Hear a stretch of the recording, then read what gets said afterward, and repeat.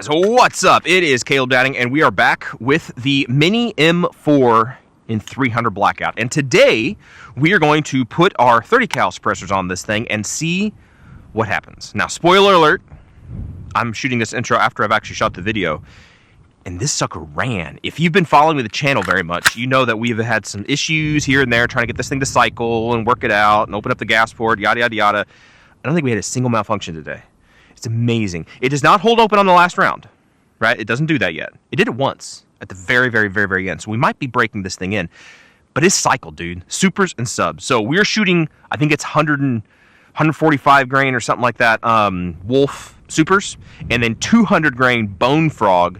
I almost said 300 grain. That'd be crazy. 200 grain Bone Frog from a local place here in Alaska, in Anchorage, 907 ammo. If you're local to the Anchorage-ish area, you can get it. They will actually deliver it, and I believe they do rural delivery too, which I don't know how they do that, but that is awesome. There's not many places that I'm aware of that will do delivery of ammo in Alaska, so go check them out. Not a sponsor necessarily. I've paid them money for my ammo and stuff, and that's where I got my 300 Blackout super subs. So 907 ammo, go check them out.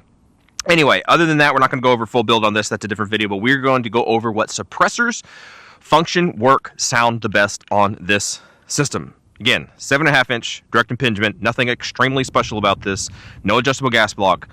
Let's go shoot it, let's see which suppressors sound the best, and let's do this thing.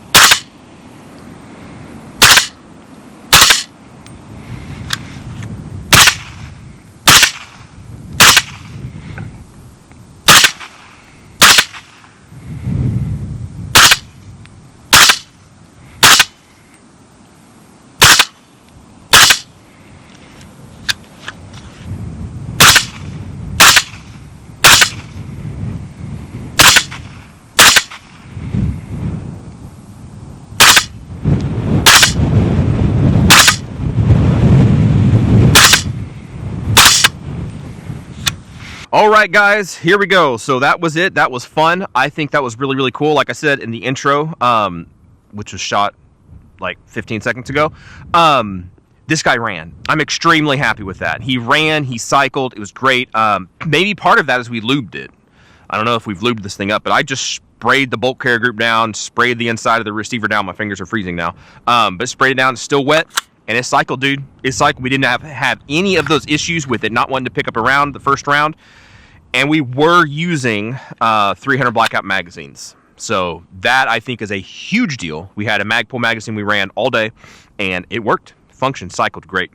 So as far as which can sounded the best, I think, if my memory serves me correctly, and I'm not mixing everything up, the Dead Air Nomad-L sounded the best, which makes sense because it was the biggest can. Now, I have the Griffin Armament, I forget what the actual nomenclature is for this, but the Griffin Armament key pocket or something like that, their gas mitigating bulk carrier group. I have that installed in here, and if you notice on there, there's no little holes. Traditionally would be some holes in there that vent gases out the right side of the bulk carrier group. They're not there, they're on the left side, which means that this thing will kind of, I don't know, it dumps its gas inside the receiver, giving less port pop. That's the idea of less port pop. We also have the, almost said Broad River Tactical, the Breek Arms. Which one is this? This is the Omnibuster. This is their new Omnibuster charging handle. So we have gas mitigating charging handle, gas mitigating bulk carrier group. We didn't get gassed out with any of these. And granted, we were not doing mag dumps, you know, all that kind of stuff. We weren't doing that. But none of them were excessively gassy. We also have a lot of wind today, so that kind of adds to the thing. So none of them were super gassy. None of them were overly loud necessarily. The Huntertown Arms Suppressor, I still need to make a video of that. When we first got up here to Alaska, I had a local shop rebuild that for me, so I can use different mounts and things like that. It's a stupid can. Whoever has a Huntertown Arms Suppressor, post that down below. Let's talk about that. Let's get a community group for us going, because we need some support, because those are horrible suppressors in my opinion.